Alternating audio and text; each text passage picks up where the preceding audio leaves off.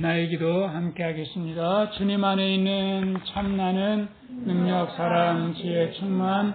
주님 안에 있는 내 삶은 일체 은혜, 감사, 생각에 빠지지 않고 잘 보고 잘 듣습니다. 분하겠지, 사랑에 행복하게 마음 나누기로 하나님께서 기뻐하시는 제사를 드립니다.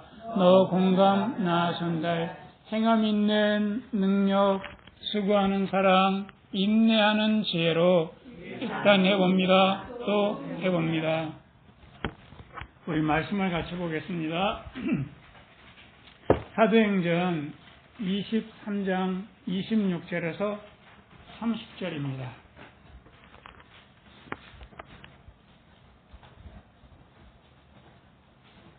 로마인들이 가장 격식 있게, 가장 매끄럽게 편지를 쓴다면 그 모델이 바로 이와 같습니다.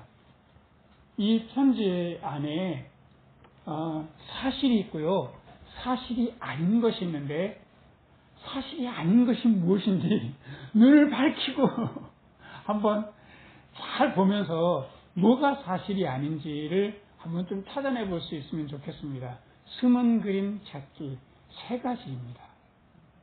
잘 찾아봤으면 좋겠습니다. 같이 한번 26절부터 30절 있습니다. 클라우디오 루시아는 총독 벨릭스 각하에게 문안하노이다. 이 사람이 유대인들에게 잡혀 죽게 된 것을 내가 로마 사람인 줄 들어 알고 군사를 거느리고 가서 구원하여다가, 이때 27절에 이 사람이 누굽니까? 바울이 유대인들에게 잡혀 죽게 된 것을 내가 알고, 그 사람이 누구인지도 알았어요? 로마 사람인 줄 알아서 군사를 거느리고 가서 내가 얼른 구원했지요 라고 지금 쓰고 있는 중입니다. 28절도 보겠습니다. 유대인들이 무슨 일로 그를 송사하는지 알고자 하여 저희 공회로 데리고 내려갔더니, 29절, 송사하는 것이 저희 율법 문제에 관한 것뿐이요 한 가지도 죽이거나 결박할 사건이 없음을 발견하였나이다. 그러나 이 사람을 해하려는 관계가 있다고 누가 내게 알게 하기로. 누가 알게 했습니까? 바울의 조카가 알게 했습니다. 그래서 어떻게 했는가 보십시다. 곧 당신께로 보내며 또 송사하는 사람들도 당신 앞에서 그를 대하여 말하라 하였나이다 하였더라. 지금 오늘은 편지에 대해서 함께 말을 나누려고 하는데요. 최근에 손편지 받아보신 분? 누구한테요? 이야, 우리 사회자랑 하려면 여기 10,000원으로는 안 됩니다, 우리. 네. 그러셨구나. 기분이 어떠셨어요?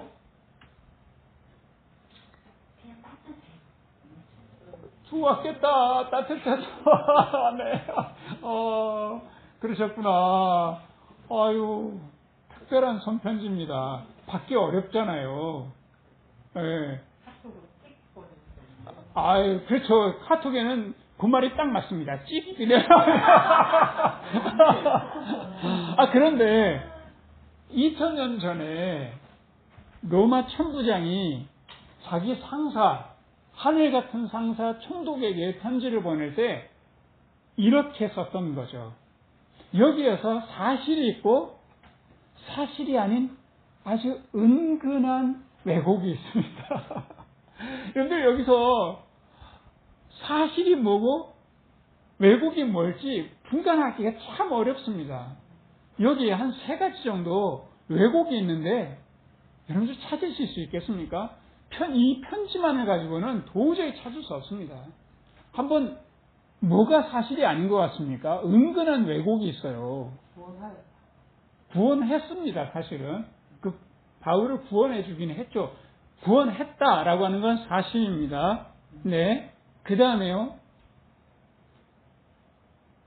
제가 상품을 걸어야 될까요?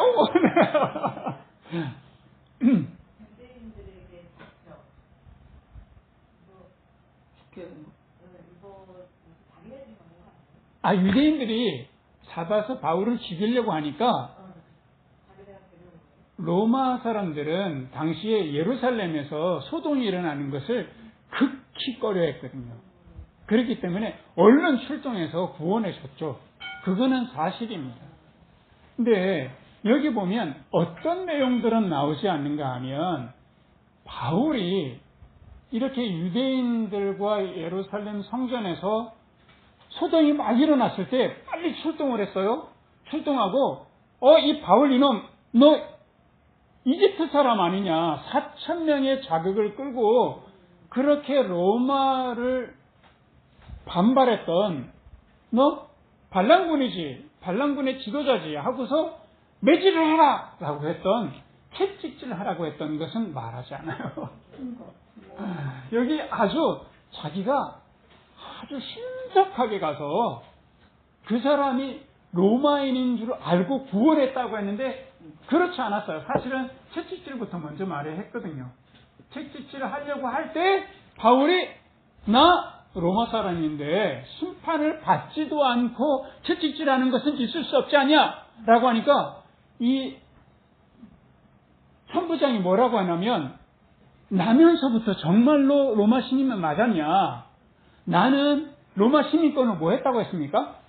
나는 돈 주고 샀는데 정말로 나면서부터 로마 시민이었다면 내가 이거 채찍질 하려고 했던 거 고소하면 걸리거든요. 그래서 두려웠거든요. 근데 그 이야기는 쏙 빼놓죠. 요거를 말하면 안 되죠. 여기서 이제 왜곡이 나오기 시작하는 거예요. 그리고 여기 보면 일사천리로 자기가 이 문제를 쫙 끌고 와서 예루살렘에는 어떤 소동도 어떤 시비도 없었던 것처럼 보이잖아요. 그런데 예루살렘은 벌써 한 두세 번 바울 때문에 난리가 났습니다. 바울이 결례를 행하려고 할 때 벌써 막 사람들이 떼거지로 몰려와가지고 바울을 죽여라 이러고 난리가 났었고요. 그것도 어디서 한번 난리가 나면 이 바울을 무슨 일인가 하고서 데려다가 시나고그 사내들인 공회에다가 데려다가 국회에 데려다가 무슨 일인지 신문하라 했을 때 여기서 바울이 한마디를 딱 던지자마자 여기 두 파가 사두개인가 바르세파가 갑자기 막 일어나가지고 바울을 찢어 죽일 뻔했거든요. 한번 큰 난리가 한번 났어요.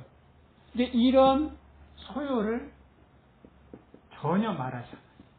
그래서 이 소요가 있어서 제가 제 능력으로 감당할 수 없어서 이 바울을 보내드립니다. 라고 해야 정직한 건데 정직하지 않는 거죠. 근데 이렇게 정직하게 말하면 왜 안 될까요? 소동을 제대로 진압하지 못했다는 책임을 묻게 될 거거든요. 그렇기 때문에 이 책임 묻는 것이 두려워서 아주 번들을 나는 신속했고 나는 아주 유명하고 이 문제를 적절하게 잘 마감을 했다. 그런데 문제가 생겼다는 거죠. 비밀 결사대 몇 명이 죽이려고 했어요? 40명이 죽이려고 하니까 내가 곧 이렇게 내가 당신에게로 이 문제를 이관합니다. 근데 벌써 이때 40명이 일어났다는 것은요, 사실은 통제 불가능한 상황이 생긴 거예요. 통제 불가. 근데 이런 문제들을 싹 가지고 마치 자기가 대단히 유능한 사람인 것처럼 말을 하는데 한번 생각해 보세요. 지금 이 사람이 그 직급이 뭡니까? 천부장이면 그 아래 군인이 몇 명이 있다는 소리예요? 1000명이 있다는 거예요. 근데 이 본래 로마 사람도 아니었던 사람이 천부장까지 올라가려면 얼마나 이 사람이 그 다음에 어떻게 표현하면 좋을까요? 얼마나 이 사람이 어땠을까요? 처세술이 대단히 뛰어나고요. 그리고 또 뭐가 뛰어날까요? 눈치코치가 아주 뛰어나고요. 그리고 자기가 굉장히 유능한 것처럼 얼마든지 잘 포장도 할 수 있는, 그래서 돈을 모아서 여기까지 올라올 수 있었던 거죠. 매건 매석 해가지고 여기까지 올라올 수 있었던 대단히 뛰어났던 사람이 그분에 있어서, 그러니까 진실이냐 아니냐는 아무것도 이 사람한테는 상관이 없는 거예요. 이 편지를 그냥 볼 때는 참 근사한 것 같지만 이렇게 비하인드 스토리가 이렇게 깊이 있다는 거. 그런데 제가 성경에 보면 이 편지보다 훨씬 더 극단적인 편지 하나가 있어요. 누가 썼는지 한번 제가 설명을 드릴 테니까 누가 썼는지 한번 생각해 보세요. 이 편지를 들고 가는 자를 가장 전쟁이 심하게 일어나는 전쟁터에 보내서 그곳에서 죽게 하라 하고, 누가 보냅니까? 다윗이 그 편지를 보내. 누구 때문에요? 이 편지를 들고 가는 사람은 바스바의 남편이에요.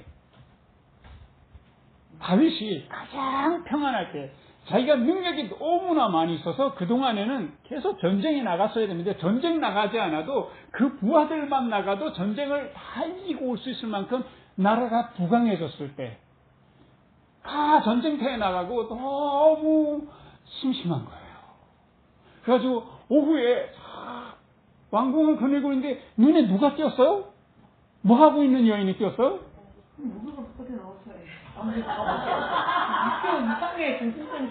그러니까 거기에는 뭔가 말할 수 없는 썸씽이 있는 거죠. 그래서 그 여인을 반했던 거죠. 그 여인도 어쩌면 그런 음흉한 계획이 있을지 모르죠. 누구죠?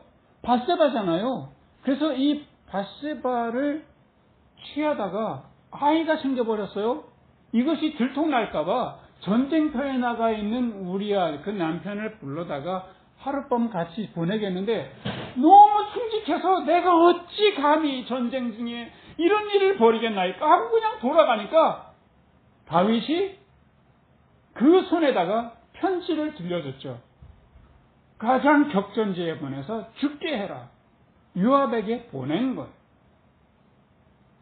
이 스토리를 사실은 요압이 눈치가 구달입니다. 요압이 그 사실을 다 알고 있을 거 아닙니까? 다윗은 나는 은밀하게 하는 것 같지만 누군가는 알고 있는 거죠. 하나님도 알고 요압도 알고 있는데, 한번 생각해 보세요. 이 우리아의 입장에서는 너무나 충직한 신하잖아요. 그리고 왕이 편지를 그 전쟁을 하고 있는 요압 군대 장관에게 보내라고 하니까 얼마나 그 편지를 소중하게 다루면서 행여 뜯어질라, 행여 흙묻을라 고이고이 가슴에 품고 갔는데, 그 편지는 내용이 어떤 편지냐면 가서 죽게 하라. 이런 편지를 다윗이 썼다는 거죠. 나는 이 땅에 살아가는 동안에 어떤 삶을 살고 있는가? 은유적으로 말하자면 어떤 편지를 쓰고 있는가라고 하는 거죠. 다윗 정말 그동안에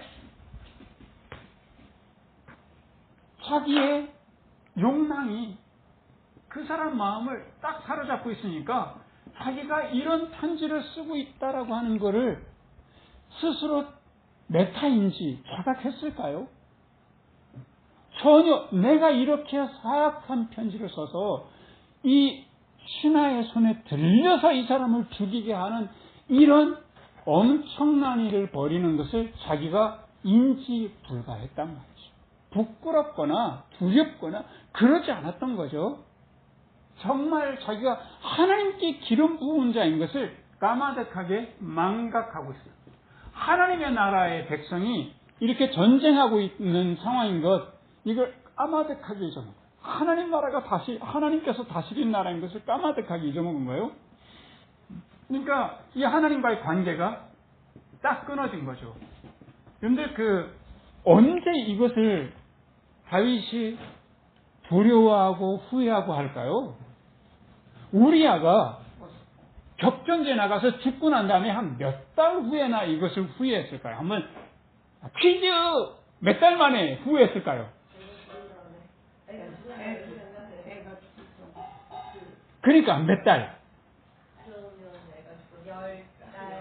10달에다가 아이가 클 거니까 한 살, 그러면 한번 생각해봐요. 애가 뱃속에서 얼마 있어요? 10달에다가 1년? 12달. 약 2년 정도. 전혀 이것에 대해서 감각이 없었던 거예요. 그러니까 말하자면 우리는 다윗 하면 대단히 신실하고 깨어있고 하나님께 온 마음으로 하나님의 사랑을 고백했던 사람 같지만 이렇게 2년 동안 이렇게 무감각할 수도 있다는 거죠. 이게 하나님과의 관계가 이런 식으로 딱 끊기고 난 다음에 그 다음에 나단 선지자가 와서 책망하죠. 그 아이 죽게 될 것이고 이 집에 뭐가 떠나지 않을 거라고 했습니까? 한 글자입니다. 뭘까요? 기억으로 시작합니다. 칼이 떠나지 않을 것이다. 그러니까 이 결과는 무엇인가 하면 끔찍한 죽음이 끊임없이 이 가정을 떠나지 않을 것이다라고 하는 그런 결과를 빚게 되는 거예요.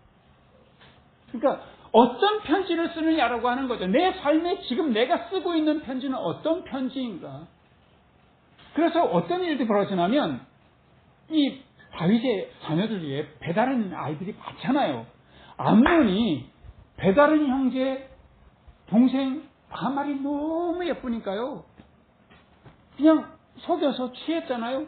이러니까 다말의 오빠가 압살롬이 너무 화가 난 거예요. 그래서 죽여버렸어요. 그러고 나니까 도망갔죠. 무서워서 도망가는데 다윗이 너무 화가 나서 이 압살롬을 사람 취급을 안 한 거예요. 압살롬이 가만히 있겠냐고요. 그래서 결국엔 돌아와서 반군을 일으켜서 온 나라가 서로 싸움, 전쟁이 벌어진 거죠. 그러니까 그렇게 내가 어떤 편지를, 내가 어떤 삶을 살아가느냐에 따라서 이렇게 끔찍한 일도 벌어지더라는 거죠. 그래서 바울이 고린도 교회에다가 이런 고백을 합니다. 너희들은 그리스도의 편지인 것을 내가 안다라고. 그리스도의 편지.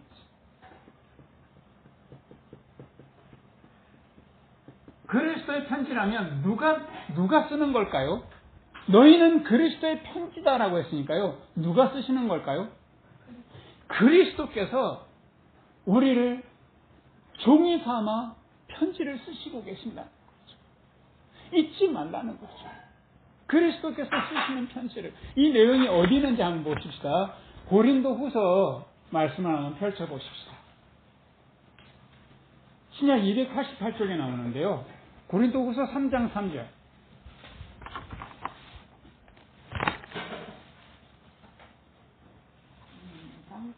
예, 고린도 후서 3장 3절. 우리 같이 한번 읽겠습니다. 너희는 우리로 말미암아 나타난 그리스도의 편지니 이는 먹으로 쓴 것이 아니요 오직 살아계신 하나님의 영으로 한 것이며 또 돌비에 쓴 것이 아니요 오직 육의 신비에 한 것이라 라고 했습니다. 저자는 누굽니까? 그리스도입니다. 무엇을 도구로 해서 쓰시는 걸까요? 하나님의 영으로, 성령으로 쓰고 계신다는 거예요. 그래서 종이는 어디입니까? 종이 돌비가 아니고 신비, 마음에다가 쓰신다는 거예요. 그러면 내용이 뭘까요? 내용이 주님의 사랑이죠. 그러면 가보십시다. 고린도 교회가 그리스도의 편지라는 거예요. 그러면 그 고린도 교회가 그리스도의 편지라면 다윗의 편지와는 너무나 다른 거잖아요. 그죠? 그러면 어떨까요? 고린도 교회는 얼마나 순수하고 아름다웠을까요? 그렇지 않아요. 지금 고린도에게 바울이 편지를 보낼 때 고린도에게는요, 어떤 상황이었냐면, 요즘 교회로 말하면 이래요. 네가 목사야? 하고 장로파와 목사파가 쌈박질이 났어요. 그래서 쌈이 났는데 이거를 교회 안에서 해결을 못하니까 어디까지 끌고 갔을까요? 법정. 세상 법정에 끌고 갔어요. 그 듣다 보니까 성도들끼리 또 눈이 맞아가지고 무슨 사랑에 빠졌네, 무슨 연애를 하네, 이런 소리가 들려요. 그거 함께 모이면 너는 가난하니까 우리 점심은 따로 먹는 거야. 부자 점심 따로 먹고요, 가난한 사람들끼리 따로 점심을 먹게 하는 거예요. 야, 그리스도의 편지 답습니까? 아니잖아요.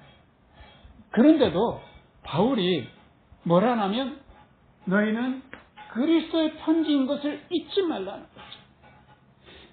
다윗이 자기가 하나님의 기름 부음 받은 자인 것을 반각해버렸을 때에 이런 끔찍한 일을 벌였던 것처럼 그렇게 살지 말고 깨어있으라는 거예요. 그래서 바울이 내가 나의 편지를 쓰지 말고, 내 욕망의 편지를 쓰지 말고, 내 두려움의 편지를 쓰지 말고, 내 안에 이미 그리스도께서 성령으로 쓰고 계시는 편지인 것을 내가 알아차리라는 거예요. 바울은 그 고린도 교회에 그 사람들의 행동이 무엇이며 그 사람들이 갖고 있는 어떤 마음의 태도가 어떤 것, 이런 거 중요하지 않다. 너희들이 본래 그리스도의 편지인 것을 기억하라는 거예요. 그리고 뭐라고까지 표현하는가 하면 그 2장 15절을 보셔요. 우리는 구원 얻는 자들에게나 망하는 자들에게나 하나님 앞에서 그리스도의 뭐다? 이 냄새나는 교회에 여러분들 그런 교회 다니고 싶습니까? 이게 장로파 막 목사파 싸움이 나가지고 막 법정에까지 가고 서로 막 연애가 벌어지고 가난한 사람, 부한 사람 이렇게 따로 점심 먹고 이런 데 교회 가고 싶어요? 그 얼마나 냄새나요. 악취나는 교회인데 그럼에도 불구하고 바울이 뭐라고 말하면 너희는 그리스도의 뭐다? 향기인 것을 기억하라는 거예요. 바울은 내가 얼마나 아름다운 삶의 자세를 갖고 내가 지금 얼마나 마음이 깨끗하고 이거를 순전하다고 이거를 깨어있다고 보지 않아요. 중요한 것은 무엇인가 하면 17절에 보면 아주 중요한 그리스도의 편지로서 깨어있는 삶은 무엇이냐. 계속해서 우리가 깨어있다라고 하는 게 바로 여기서 정의를 해줍니다. 그런데 깨어있는 게 도대체 뭘까? 우리 같이 한번 읽겠습니다. 우리는 수다한 사람과 같이 하나님의 말씀을 혼잡하게 하지 아니하고 곧 순전함으로 하나님께 받은 것 같이 하나님 앞에서와 그리스도 안에서 말하노라. 여기 보면 깨어있다라는 말 대신에 무슨 말로 여기에 나올까요? 하나님의 말씀을 혼잡하게 하지 않고 뭐함으로? 순전함. 그러니까 내가 그리스도의 편지인 것을 순전하게 알아차리라는 거예요. 진짜 순전함은 무엇이냐라고 하는 거예요. 깨어있음이라는 것이 무엇인가라고 하는 거예요. 여기 좀 미안한데 영어로 쓰겠습니다. 제가 이 헬라어로 좀 하고 싶은 마음인데 영어 아주 여기 보면 우리나라 말보다 더 명확하게 나오기 때문에 제가 영어로 쓴 것 좀 용서해 주세요. 여기 보면 하나님께 받은 것 같이 라고 되어 있는데 여기는 아주 단순하게 되어 있습니다. From God, 영어로 하죠. 하나님께로부터 받은 것 같이 From God. 내가 내 실력이 어디에서, 내가 내 마음이 어떤 상태에서 내가 얼마나 생활 태도가 아름답게, 이거 아니라는 거예요. 내가 지금 하나님으로부터 바로 말씀을 받은 것처럼, 은혜를 경험하고 사랑을 받은 것처럼 사는 것이 바로 순전함이고 그게 깨어있는 거예요. 그래서 바울이 고린도 교회가 아무리 영적으로 성적으로 더럽다 할지라도 그들을 보고 너희들은 만약에 하나님으로부터 바로 나온 사람처럼 살아간다면 그것이 순전함이고 그것이 깨어있음이라는 거죠. 두 번째 보세요. 하나님께 받은 것 같이 그 다음에는 하나님 앞에서와 라고 했는데 이건 우리 할만하죠. before가 하나님 바로 앞에 있는 의식을 갖고 있는 것이 순전함. 순전한 게 다른 게 아니에요. 깨어있는 게 다른 게 아니에요. before가 나는 하나님 앞에 지금 서 있어. 이런 마음일 때 그리스도의 편지로의 삶을 살 수 있다라고 하는 거죠. 그 다음에 그리스도 안에서 이거는 뭘까요? In Christ. In Christ. 같이 한번 합시다. From God. Before God. In Christ. 이게 바로 우리의 순전함이고 이게 그리스도의 편지로 살아가는 깨어있습니다. 다윗이 아무리 이렇게 자기 욕망으로 하나님과의 그런 모든 관계가 다 깨어지고 2년씩이나 무감각하게 지나고 자기 충직한 신하를 그렇게 격전지에 나가서 죽게 한다 할지라도 주님께서 그를 보고 뭐라 했냐면 그의 삶 전체를 보고 이는 내 마음에 뭐한 자다? 내 마음에 합한 자다 그랬어요. 왜냐하면 다윗의 행동과 다윗의 말에 따라서 순전하다고 보지 않는 거예요. 다윗이 하나님으로부터 내가 오고 있는 사람이다. 내가 하나님 앞에 서 있다. 내가 그리스도 안에 있다라고 하는 그 의식을 갖고 살았기 때문에 다윗을 보고 이는 내 마음에 합한 자다.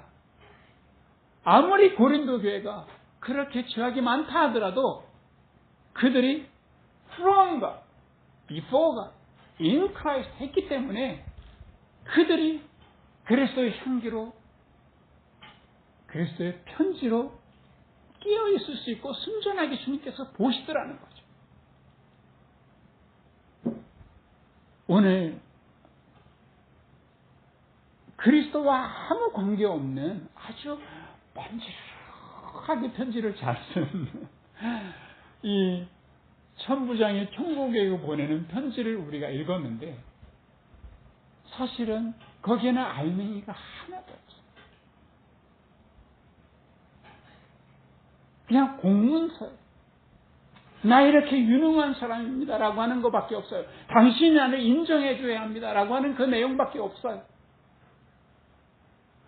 만약에 우리의 삶을 하나님이 보신다면 나는 그리스도의 향기, 그리스도의 편지로 나를 보고 계십니다. 내가 얼마나 깨끗한가, 내가 얼마나 생활 자체가 아름다운가 관계없어요. 내가 지금까지 얼마나 많은 것을 하나님 앞에 드렸는가, 충성했는가 관계없어요. 지금 이 순간 뭐 하고 있는가, 우리 같이 한번 봅시다. 내가 지금 이 순간 뭐 하고 있는가, 불안과 하고 있는가, 내가 지금 이 순간 before가 하고 있는가, 지금 이 순간 뭐 하고 있는가, in Christ 하고 있는가. 이것만 중요하다는 거죠. 그래서 주님 안에서 언제나 깨어서 순전한 그리스도의 편지로, 그리스도의 향기로 살아가시기를 주님의 이름으로 축원합니다. 우리 같이 기도하겠습니다. 은혜로우신 하나님 아버지, 행여 우리가 천부장과 같이 사실인 것 같지만 은근히 거짓을 늘어놓는 편지를 쓰고 평생을 그렇게 살아가는 자가 아닌지 우리 자신을 돌아봅니다. 다윗이 아무리 사악하고 못난 편지를 들려보내는 그런 사람이었을지라도 주님께서 다윗의 그 삶의 자세, 주님 앞에 통회하고 주님 앞에 온전히 돌아서서 주님 앞에 서 있는 마음으로, 주님 안에 살아가는 마음으로 순전하게 살아가는 것을 보고 내 마음이 합한 자라고 했던 것처럼 우리들도 그리스도의 편지로, 그리스도의 향기로 살아갈 수 있도록 From God, Before God, in Christ 할 수 있도록 우리 모두를 축복하여 주시옵소서. 우리의 삶이 주님 앞에 끼어서 하나님의 진정성이 담긴 아름다운 편지로, 향기로운 향기로 살아갈 수 있도록 우리 모두를 축복하여 주옵소서. 예수 그리스도의 이름으로 기도합니다. 아멘. 우리 찬송가 539장 같이 찬송하면서 준비한 헌금 드리도록 하겠습니다.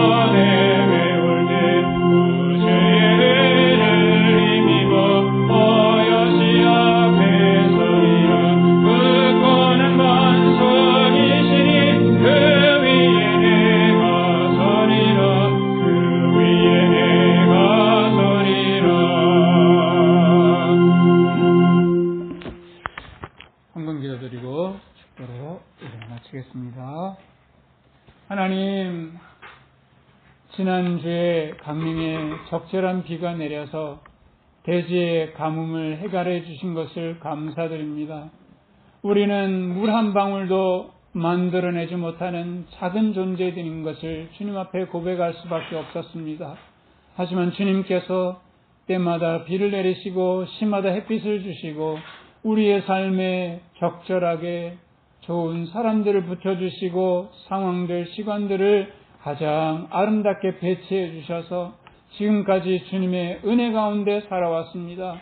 곰곰이 생각해 보면 주님의 은혜가 아닌 것이 하나도 없음을, 우리의 삶에 버릴 것이 아무것도 없었음을 주님 앞에 고백하며 감사드립니다. 그 감사함으로 주님께 적은 정성을 드립니다. 우리 하나님 기쁘게 받아주시고 주님께서 귀하게 쓰실 곳에 주님 사용하여 주시옵소서. 이제는 우리 주 예수 그리스도의 은혜와 하나님 아버지의 놀라우신 사랑과 성령의 충만케 하시는 그 역사가 늘 주 앞에서 순전한 마음으로 깨어서 그리스도의 편지로, 그리스도의 향기로 살아가기를 소원하는 우리 교우들과 늘 함께 계시기를 간절히 축원하옵나이다. 아멘. 감사합니다.